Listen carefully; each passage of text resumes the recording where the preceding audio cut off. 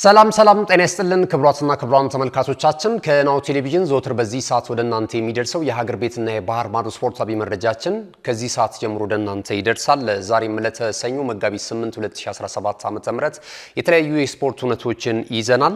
ከሀገር ቤት እስከ ባህር ማዶ ድረስ በባህር ማዶ የተለያዩ የስፖርት ሁነቶች ነበሩ፣ ቅዳሜና እሁድ ማለት ነው።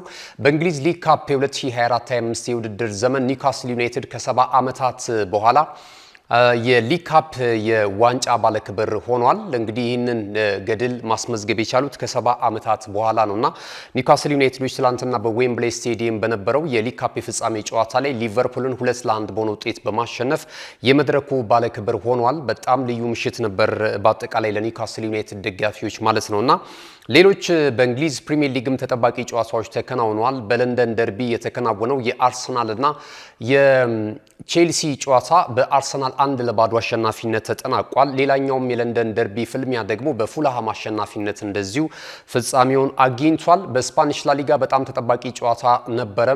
በበርካታ የእግር ኳስ አፍቃሪያን ዘንድ ሳምንቱን ሙሉ ሲጠበቅ የነበረው በዋንዳ ሜትሮፖሊታኖ ስቴዲየም መሪ ስፍራ ላይ የሚገኙትን አትሌቲኮ ማድሪድን ከባርሴሎና ያገናኘው ጨዋታ በባርሴሎና አሸናፊነት ፍጻሜውን አግኝቷል። ሌሎችም ሁነቶች ነበሩ እንመለከታቸዋለን። በጣሊያንም እንዲሁ በተደረገ ጨዋታ አታላንታ በሜዳው እንደዚሁ በመሪው ክለብ ኢንተር ሚላን ሽንፈት አስተናግዷል ማለት ነው። በሀገር ቤትም የተለያዩ ስፖርት ሁነቶች ነበሩ። እነዚህን ወደ እናንተ እያደረስን ቆይታ እናደርጋለን። ከመሸጋገሪያው በኋላ ተመልሰን እንመጣለን። ተመልሰናል ተመልካቾቻችን። ከናሁ ቴሌቪዥን ናሁ ስፖርትን በመከታተል ላይ ትገኛላችሁ። የሀገር ቤት ስፖርታዊ መረጃዎቻችንን ቀዳሚ እናደርግ። የኢትዮጵያ ከፍተኛ ሊግ ምድብ ለ የ16ኛ ሳምንት የመጀመሪያ ቀን ጨዋታዎች እንደዚሁ ተከናውነው ተከታይ ውጤቶች ተመዝግበውበታል። ስልጤ ወራቤን ከአላባ ከተማ ጋር ያገናኘው ጨዋታ በስልጤ ወራቤ 1-0 አሸናፊነት ተጠናቋል። ከድር አሊ 35ኛው ደቂቃ ላይ ስልጤ ወራቤን አሸናፊ ያደረገ ግብ እንደዚሁ ከመረብ ማሳረፍ ችሏል። ሌሎች ጨዋታዎችም እንደዚሁ ተከናውነዋል። አክሱም ከተማን ከሻሸመኔ ከተማ ጋር ያገናኘው ጨዋታ ደግሞ በኢትዮጵያ ከፍተኛ ሊግ አክሱም ከተማ በተመሳሳይ 1-0 በሆነ ውጤት ጨዋታውን ድል ማድረግ ችሏል። ገመቺሳ ማኑኤል እንደዚሁ 3ኛው ደቂቃ ላይ ለአክሱም ከተማ የአሸናፊነቱን ብቸኛውን ግብ ከመረብ ማሳረፍ ችሏል ማለት ነው። ወደ ሌሎች ደግሞ ስፖርታዊ መረጃዎች ስናልፍ የኢትዮጵያ ከ17 ዓመት በታች ሴት ብሔራዊ ቡድን ለዓለም እግር ኳስ ዋንጫ የውድድር መድረክ ለማለፍ የቅድመ ማጣሪያ ደርሶ መልስ ጨዋታውን እያከናወነ እንደሚገኝ ይታወቃል። በአሰልጣኝ ራውዳ አሊ የሚመራው የኢትዮጵያ ከ17 ዓመት በታች ሴት ብሔራዊ ቡድን ከሳምንት በፊት ወደ ካሜሮን ያውንዴ በማቅናት ጨዋታውን አድርጎ ነበር። የመጀመሪያውን ዙር ጨዋታ እንግዲህ በዛ እንቅስቃሴ ላይ 5-2 በሆነ ውጤት ተሸንፎ ነበር ከሜዳው ውጪ የተመለሰው። የመልሱን ጨዋታ እንደዚሁ በአዲስ አበባ ስቴዲየም ማከናወን ሲችል ትላንት ከ1-0 በሆነ ውጤት እንደዚሁ ተሸንፏል ማለት ነው። በጥቅሉ እንግዲህ በዚህ የውድድር መድረክ ላይ ወደ ዓለም እግር ኳስ ዋንጫው የውድድር መድረክ ለመግባት የነበረው ጉዞ ተገቷል ማለት ነውና የምዕራብ አፍሪካዊቱ ሀገር ካሜሮን አቻው ጨዋታውን በድምር ውጤት 6-2 በማሸነፍ ወደ ቀጣዩ ዙር ማለፍ የቻለበትን ውጤት ማስመዝገብ ችሏል። እንግዲህ በእንቅስቃሴ ደረጃ ካየነው አንዳንድ ተስፋ ሰጪ ነገሮች አሉ። ነገር ግን የጎል ልዩነቱን ደግሞ ከተመለከተን የካሜሮን የእግር ኳስ እንቅስቃሴ በተለይ በሴቶቹ የበለጠ ጥሎን እንደሄደ ማሳያ ነው። ከዚህ በኋላ በሚኖሩትም እንቅስቃሴዎች እንግዲህ የዚህ የእድሜ እርከን ላይ የሚገኙትን ሴቶች ማበረታታት እንደሚያስፈልግ አመላካች ውጤት ነው የተመዘገበው ማለት ነው።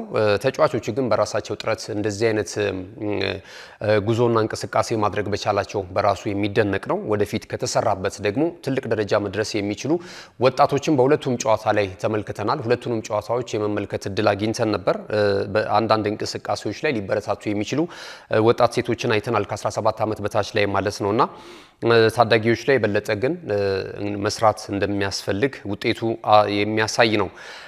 ወደ ሌላኛው የሀገር ቤት ስፖርታዊ መረጃችን ስናልፍ ደግሞ አትሌቲክስን ነው የምናገኘው። የ2025ቱ እንደዚሁ የሲኦል ማራቶን በኢትዮጵያን አትሌቶች አሸናፊነት ፍጻሜውን አግኝቷል። በሴትም በወንድም ነው ኢትዮጵያን አትሌቶች በዚህ የውድድር መድረክ ላይ አሸናፊ መሆን የቻሉት። በወንዶች አትሌት ሀፍቱ ተክሉ 2:05:37 በሆነ ሰዓት በመግባት ውድድሩን በቀዳሚነት እንደዚሁ ማጠናቀቅ ችሏል። በሴቶችም አሸናፊ የሆኑት ኢትዮጵያን አትሌቶች ናቸው። አረንጓዴውን ጎርፍ ያስታወሰ ገድል በዚህ የውድድር መድረክ ላይ መፈጸም ችሏል። ውድድሩን እንግዲህ በሴቶች አትሌት በቀለች ጉደታ 2:21:35 በመግባት ቀዳሚ ሆና ስታጠናቅቅ ሁለተኛና ሶስተኛ በመውጣትም አሸናፊ የሆኑት አትሌቶች ኢትዮጵያውያን ናቸው። ሌላኛው አትሌት እንግዲህ በዚህ የውድድር መድረክ ላይ አትሌት ፍቅርተ ወረታ እንዲሁም ደግሞ አትሌት መስታወት ፍቅር ሁለተኛና ሶስተኛ በመሆን የዚህን የሲኦል ማራቶን የ2025ቱን እንግዲህ ሁለተኛና ሶስተኛ በመሆን በአጠቃላይ ኢትዮጵያን አትሌቶች በዚህ ውድድር መድረክ ላይ በሁለቱም ጾታ አሸናፊ የሆኑበትን እንደዚሁ ዜና ተመልክተናል ማለት ነው። ክቡራትና ክቡራን ተመልካቾቻችን የሀገር ቤት ስፖርታዊ መረጃዎቻችንን እዚህ ላይ ገታ እናደርጋለን።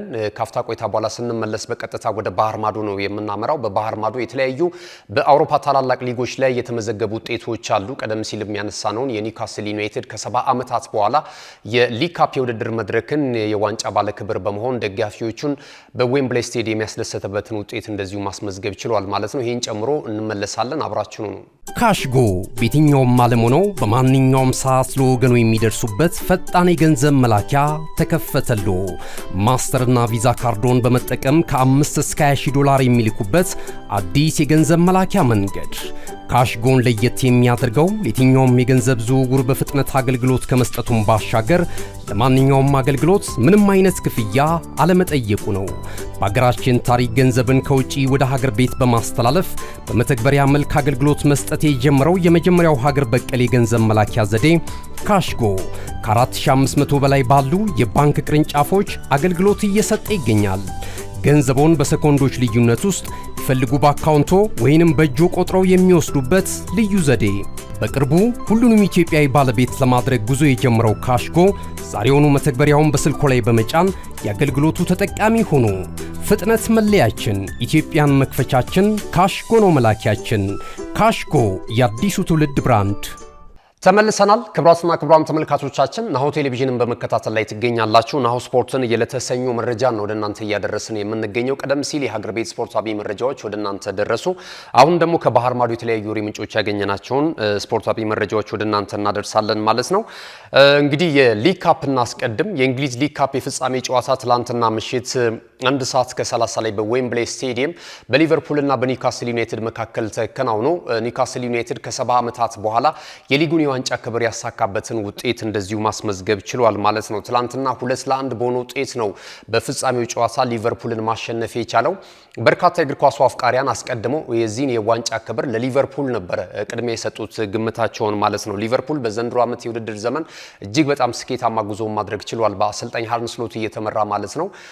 አምናም በነገራችን ላይ ለአራት የዋንጫ ክብሮች እንደዚሁ ሲታጭ ቆይቶ በስተመጨረሻ ይህንን የሊግ ካፕ የውድድር መድረክ ነበር አሸናፊ መሆን የቻለው በኤርገን ክሎፕ ስር ማለት ነውና እኛ አሰልጣኝ ከተሰናበቱ በኋላ ደግሞ አሰልጣኝ ሆነው ወደ ሊቨርፑል የመጡት አርነ ስሎት ናቸው። እኚህ ሆላንዳዊ አሰልጣኝም በጣም ጥሩ ጉዞ ማድረግ ችለው ነበረ በአጠቃላይ የውድድር አይነቶች ማለት ነው። በቻምፒየንስ ሊግ በመጀመሪያው የሊግ ፌስ ምንም ጨዋታዎች ሳይሸነፉ ብዙ ጉዞዎችን ካደረጉ በኋላ በስተመጨረሻ ነበር የመጨረሻውን ጨዋታ 8ኛ መርሃ ግብራቸውን ሲያከናውኑ በሀገራቸው ክለብ በፒኤስቪ የተሸነፉት 3-1 በሆነ ውጤት ከሜዳቸው ውጪ ፕሊፍስ ስቴዲየም ላይ በተደረገ ፍልሚያ ማለት ነው ሁላችንም እንደምናስታውሰው። ከዛ ውጪ ግን ሽንፈት አልጋጠማቸውም ነበር በአውሮፓ ቻምፒየንስ ሊግ። እንግዲህ ከሳምንታት በፊት ደግሞ በዚህ ጥሩ ጉዞ ባደረጉበት የቻምፒየንስ ሊግ የውድድር መድረክ ላይ በጥሎ ማለፍ 16ቱ ደግሞ ፈረንሳዩ ክለብ እንደዚሁ በፒኤስጂ በመለያ ምት ተሸንፈው ከውድድር መድረኩ ተሰናብተው ነበረ። ከቀናት በኋላ ደግሞ ትላንትና ምናልባትም አርነ ስሎት የመጀመሪያ የዋንጫ ክብራቸውን በሊቨርፑል ቤት ያስመዘግባሉ ተብሎ ሲጠበቅ አልተቻለም። 14ኛው አሰልጣኝ የሆኑ ነበር የዋንጫ ክብርን በማሳካት ማለት ነውና በሊቨርፑል ቤት ማለት ነው አርነ ስሎት ይህንን ክብር ሳያሳኩ ቀርቷል። እና ትላንት የነበረውን እንቅስቃሴ አስቀድሜ እንደገለጽኩላችሁ ብዙ የእግር ኳሱ ቤተሰቦች ለሊቨርፑል ቅድሚያ ግምት ሰጡ። ነገር ግን እግር ኳስ ደግሞ አንዳንዴ እንደዚህ ባልተጠበቀ ሁኔታ ይጠናቀቃልና ኒውካስል ዩናይትድ 2-1 በሆነ ውጤት ማሸነፍ ችሏል። 45ኛው ደቂቃ ላይ ዳምፐር ነበር የመጀመሪያ ቀዳሚ ያደረገውን ማክፓይሶቹን ቀዳሚ ያደረገ ግብ ከመረብ ማሳረፍ የቻለው። ከዛ በኋላ ደግሞ እንደዚሁ 52ኛው ደቂቃ ላይ የትውልድ ኤርትራዊው ተጫዋች ወይም ደግሞ ለስዊድን ብሔራዊ ቡድን ሲጫወት የምናውቀው አሌክሳንደር አይዛክ ጎል አስቆጠረ። ይሄ የአሸናፊነት ጎል ነው። 2-2 በሆነ ውጤት መምራት የሚያስችላቸውን አጋጣሚ ነበር የፈጠረላቸው። የበለጠ ለኒውካስል ዩናይትዶች በዌምብሌይ ስቴዲየም ይህንን የፍጻሜ ፍልሚያ ሲመለከቱ ለነበሩ ደጋፊዎች ትልቅ ፈንታዚያን የፈጠረ ጎል ነበረ ማለት ይቻላል እና እንግዲህ 2-0 በሆነ ውጤት እስከ መጨረሻው ደቂቃ ይዘው መጓዝ ችለዋል ማክፓይሶቹ። ከዛ በኋላ ግን 94ኛው ደቂቃ ላይ እንደዚሁ ኒውካስል ዩናይትድ ጎል ማስቆጠር ችሏል ማለት ነው። ፍሬድሪጎ ቼዛ ተቀይሮ ከገባ በኋላ ይህንን ጎል ማስቆጠር ችሏል ቀዮቹ ማለት ነው። ነገር ግን እቺ ግብ ማስተዛዘኛ ከመሆኑ የዘለለ ውጤት ልታመጣላቸው አልቻለችም። 2-1 በሆነ ውጤት እንግዲህ ጨዋታውን ኒውካስል ዩናይትዶች በማሸነፍ ከ70 ዓመታት በኋላ ቀደም ሲል እንደገለጽ ነው ይህንን ገድል እንግዲህ ሻምፒዮና በመሆን ማሳካት ችሏል ማለት ነውና በጣም አስገራሚ የፍጻሜ ጨዋታ ነው። ለሊቨርፑል የነበረው ቅድመ ግምት ወደ ኒውካስል ዩናይትድ አዘን ብሎ ኒውካስል ዩናይትድ በሚገባ ይህን ጨዋታ ማሸነፍ ችሏል። ኒውካስል ዩናይትድ ለመጨረሻ ጊዜ 1956 ነው የኤፍኤ ካፕ የውድድር መድረክን ሻምፒዮና የሆነበትን አጋጣሚ ማስመዝገብ ችሎ የነበረው ማለት ነውና ከ70 ዓመታት በኋላ እንግዲህ ይህንን ገድል መፈጸም ችሏል። አሰልጣኝ ኤዲያው በጣም ደስተኛ መሆኑ እንደዚሁ የገለጸበት አጋጣሚ ነበር። የጨዋታው ኮከብ ነበር። በተለይ እንግዲህ አርሰናልን ነበረ በደርሶ መልስ ድምር ውጤት 4-0 በሆነ ውጤት በሰሚ ፋይናል ወይም በግማሽ ፍጻሜው ጨዋታ ላይ አሸንፈው መምጣት የቻሉት ማለት ነው። ኒውካስል ዩናይትዶች ትልልቅ ቡድኖችን እስከ መጨረሻው ድረስ በማሸነፍ ታላቅነታቸውን እንደዚሁ ያስመስክረዋል። ከዚህ በኋላም የሚቆሙ አይመስልም። ኒውካስል ዩናይትድ ለዋንጫ የቀረበ የፍጻሜ ጨዋታዎችን ከዚህ በፊትም ማድረግ ችሏል። በተለያዩ አጋጣሚዎች በተለይ በሊግ ካፑ ተመልክተናል። ነገር ግን አልተሳካም ነበረም። አሁን በስተመጨረሻም በአሰልጣኝ ኤዲያው ዘመን ይህንን ማሳካት የቻለበትን ድል ትላንትና ማስመዝገብ ችሏል ማለት ነው።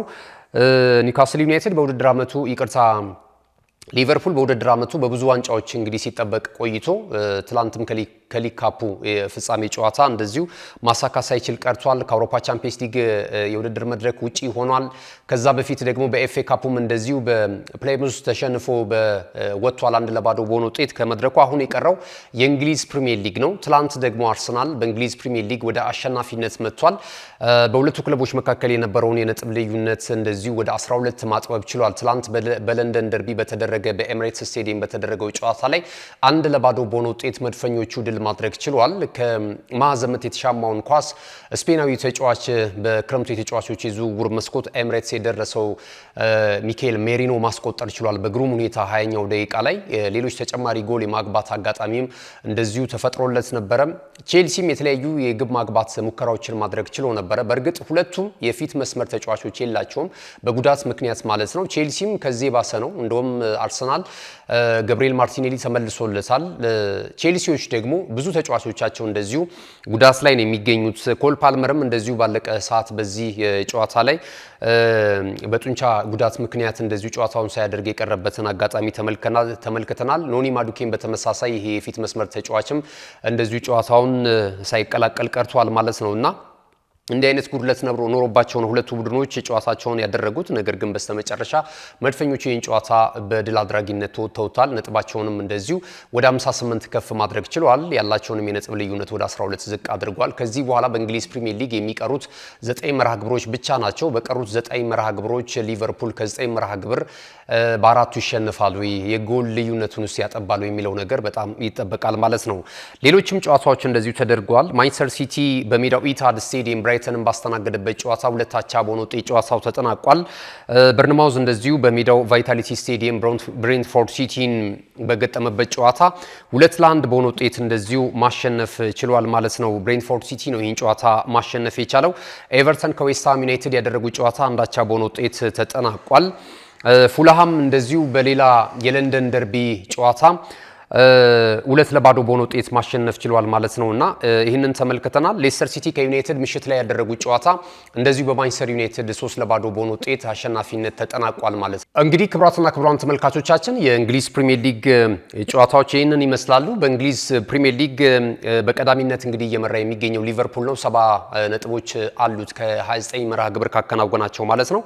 አርሰናል ደግሞ እንደዚሁ በ58 ነጥብ ሁለተኛ ደረጃ ላይ ተቀምጧል። ቀጣዩን ደረጃ የያዘው ኖቲንግሃም ፎረስት ነው። እሱም ድል ማድረግ ችሏል። 4-2 በሆነ ውጤት ከሜዳው ውጭ ያደረገውን ጨዋታ ኢፕስዊች ታውንን እንደዚሁ ማሸነፍ ችሏል ማለት ነውና ትላንት ምሽትም እንግዲህ በኪንግ ፓወር ስቴዲየም የተደረገውን ጨዋታ ዩናይትድ 3-0 በሆነ ውጤት ማሸነፍ የቻለበትን አጋጣሚ ተመልክተናል። ብሩኖ ፈርናንዴዝ በተከታታይ ጨዋታዎች ላይ ድል እያስመዘገበ ነው የሚገኘው ማለት ነው። ሌሎች ጨዋታዎችን እንመልከት። በስፔን ላሊጋ በጣም ተጠባቂ ጨዋታ ነበረ። በዋንዳ ሜትሮፖሊታኖ ስቴዲየም በተደረገ ጨዋታ ማለት ነው። አትሌቲኮ ማድሪድ 4-2 በሆነ ውጤት ተሸንፏል። እንግዲህ ባርሴሎና በዚህ ጨዋታ ላይ 2-0 በሆነ ውጤት ሲመራ ቆይቶ ነበረ። ጁሊያን አልቫሬዝ እና እንደዚሁ ሶርሉዝ ባስቆጠሩት ኳስ አትሌቲኮ ማድሪድ የመጀመሪያውን ግማሽ 45 በተለይ 45ኛውና 70ኛው ደቂቃ ላይ ጎል አግብቶ እንደዚሁ ይመራ ነበረ ማለት ነውና ከ72ኛው ደቂቃ በኋላ ግን የጨዋታው ልዩነት ፈጣሪ በባርሴሎና ተጫዋቾች በኩል ተመልክተናል። ሮበርት ሌቫንዶስኪ 72ኛው ደቂቃ ላይ ጎል አስቆጥሯል። እንደዚሁ ፌራን ቶረስ ደግሞ 98ኛውና 78ኛው ደቂቃ ላይ ጎል ያስቆጠሩበትን ሂደት ተመልክተናል። ላሚን ያማል 92ኛው ደቂቃ ላይ ጎል አስቆጥሯል። ጨዋታው በጥቅሉ በብሉግራናዎቹ 4-2 አሸናፊነት ፍጻሜውን አግኝቷል ማለት ነው። ሌሎች ጨዋታዎች ተደርገዋል። በላሊጋው የተደረጉ ጨዋታዎችን ስንመለከት ደግሞ ሪያል ማድሪድ እንደዚሁ 2-1 በሆነ ውጤት ከሜዳ ውጪ ቪላሪያልን በገጠመበት ጨዋታ ድል ማድረግ ችሏል። ፈረንሳዊ ኢንተርናሽናል ክሊያን ምባፔ 17ኛውና 23ኛው ደቂቃ ላይ ሁለቱን ግቦች ከመረብ ማሳረፍ ችሏል። ሌላ የላሊጋ ጨዋታ ስንመለከት እንደዚሁ ሴቪያ ከአትሌቲክ ቢልባኦ ያደረጉት ጨዋታ በቢልባኦ 1-0 አሸናፊነት ተጠናቋል። ጨዋታው 0-0 በሆናቸው ውጤት የሚጠናቀቅ ይመስል ነበረ። 84ኛው ደቂቃ ላይ አልቫሬዝ ባስቆጠረው ጎል ግን አትሌቲክ ቢልባኦ ድል ማድረግ ችሏል ከሜዳ ውጪ ማለት ነው። ሌላኛው በጣም አስገራሚው ጨዋታ ሌጋኔዝ ከሪያል ቤቲስ ያደረጉት ጨዋታ ነበረ። ሪያል ቤቲስ እንግዲህ ኤስኮና በተለይ ደግሞ አንቶኒ ከዩናይትድ በውሰት የሄደው ተጫዋች ከተቀላቀሉት በኋላ ቡድኑን በጣም በአስገራሚ ሁኔታ አሸናፊ እያደረጉት ነው የሚገኘው። ጥሩ እንቅስቃሴ እያደረገ ይገኝ ነበረ። ይህ ጨዋታ ልክ እንደተጀመረ ራባ 29ኛውና 44ኛው ደቂቃ ላይ ሁለት ግቦችን ከመረብ በማሳረፍ ሌጋኔዝ 2-0 በሆነ ውጤት ጨዋታውን ይመራ ነበረ። ሪያል ቤቲስ ደግሞ እንግዲህ ውጤቱን ቀልብሶታል። ከ2-0 መመራት ወደ 3-2 አሸናፊነት ፍጻሜውን አግኝቷል። ባካምቡ 78ኛው ደቂቃ ላይ፣ ኢስኮ 64ኛው ደቂቃ ላይ በፍጹም ቅጣት ምት እንዲሁም ኤርናንዴዝ ደግሞ 82ኛው ደቂቃ ላይ ሪያል ቤቲስን አሸናፊ ያደረጉ 3 ግቦችን ከመረብ ማሳረፍ ችሏል ማለት ነው። ባርሴሎናና ሪያል ማድሪድ በኩል 60 ነጥቦች በጎል ክፍያ ተበላልጠው አንደኛና ሁለተኛ ደረጃ ላይ ተቀምጠው የላሊጋውን የደረጃ ሰንጠረዥ እየመሩት ይገኛሉ።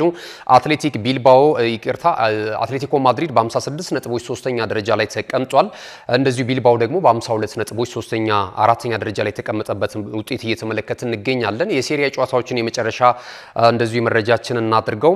በሴሪያም ትልልቅ ጨዋታዎች ተደርጓል። በተለይ አታላንታ በሜዳው ቤርጋሞ ኢንተር ሚላንን ያስተናገደበት ጨዋታ ከፍተኛ ፍክክር ሊያስመለክት እንደሚችል ተገምቶ ነበር። ነገር ግን ጨዋታውን ኢንተር ሚላን ነው 2-0 በሆነ ውጤት ድል ማድረግ የቻለው ማለት ነው። አጉስቶ 54ኛው ደቂቃ ላይ እንደዚሁ ላውትሮ ማርቲኔዝ ደግሞ 87ኛው ደቂቃ ላይ ኢንተር ሚላንን አሸናፊ ያደረጉ ሁለት ግቦችን ከመረብ ማሳረፍ ችሏል። በዚህ እንቅስቃሴ ላይ ሁለት ቀይ ካርዶች ተመዝዟል። በአታላንታ በኩል ኤንደርሰን 81ኛው ደቂቃ ላይ በቀይ ካርድ ሲወጣ፣ ባስቶኒ ደግሞ 95ኛው ደቂቃ ላይ በኢንተር በኩል እንደዚሁ በቀይ ካርድ የተወገዱ ሁለት ተጫዋቾች ሆነዋል ማለት ነው። ፊዮሬንቲና ዩቬንቱስን 3-0 በሆነ ውጤት ማሸነፍ ችሏል። በፊዮሬንቲና ሜዳ በተደረገ ጨዋታ ማለት ነው። ሮማ እንደዚሁ ካግላሪን ገጥሞ በሮም ኦሎምፒክስ ስቴዲየም በተደረገ ጨዋታ 1-0 በሆነ ውጤት አሸንፏል። 62ኛው ደቂቃ ላይ ደግሞ ዶቪክ ኳስና መረብን እንደዚሁ ከመረብ በማሳረፍ ሮማዎችን አሸናፊ ያደረገ ግብ እንደዚሁ ማስቆጠር ችሏል ማለት ነው። ኤሲ ሚላን 2-1 በሆነ ውጤት ኮሞን አሸንፏል። በጣም ድንቅ ጨዋታ ነበረ። ሌላኛው አስገራሚ ውጤት የተመዘገበበት የቦሎኛና ላዚዮ ጨዋታ በቦሎኛ 5-0 አሸናፊነት ነው የተጠናቀቀው። ኦድጋርድ 16ኛው ደቂቃ ላይ እንደዚሁ ደግሞ ኦርሶሊኒ 48ኛው ደቂቃ ላይ ኔዴ እና ካስትሮ እንዲሁም ፋቢያን 84ኛው ደቂቃ ላይ ያስቆጠሩት ጎሎች ቦሎኛን 5-0 አሸናፊነት ጨዋታውን እንዲረታ አስችሎታል ማለት ነው። ኢንተር ሚላን በ64 ነጥብ በአንደኝነት እየመራ ይገኛል የሴሪያውን የደረጃ ሰንጠረዥ። ናፖሊ፣ አታላንታ፣ ቦሎኛ፣ ዩቬንቱስ፣ ላዚዮ እና ሮማ ተከታዩን ደረጃ ይዘውት እየተመለከትን እንገኛለን። ክቡራትና ክቡራን ተመልካቾቻችን ከናሁ ቴሌቪዥን ለተሰኙ መጋቢት 8 2017 ዓ.ም የተሰናዱ ስፖርታዊ መረጃዎቻችን ይህንን ይመስሉ ነበር። መረጃዎቹን ወደ እናንተ በማድረስ ገዛይ እንዱላ ቆይታ አድርጌያለሁ። የካሜራ ባለሙያችን ኦፕሳ ሱራ ነበር። ቀሪ የናሁ ቴሌቪዥን ፕሮግራሞች ይቀጥላሉ። የናሁ ቴሌቪዥን በጣም ተወዳጅ ፕሮግራሞችን ለማግኘት በዴስ ቲቪ 481 ላይ እንገኛለን። እንደዚሁ ደግሞ በዩቲዩብ ቻናላችን እና በተለያዩ ማህበራዊ ሚዲያዎች ላይ እየደረስን እንገኛለን። በተለይ ዩቲዩብ ቻናላችንን ከ360 ሺህ በላይ ተከታዮች አሉት። ላይክ፣ ሼር፣ ሰብስክራይብ እያደረጋችሁ ቤተሰብ እንድትሆኑና ወቅታዊና አዳዲስ የሀገር ቤትና የባህር ማዶ ስፖርታዊ መረጃዎችን ሌሎችም ማህበራዊ ጉዳዮችን እንድታገኙበት እንጋብዛችኋለን። ስለተከታተላችሁን እጅግ በጣም እናመሰግናለን። መልካም ጊዜ ይሁንላችሁ። እነሆ የምስራች!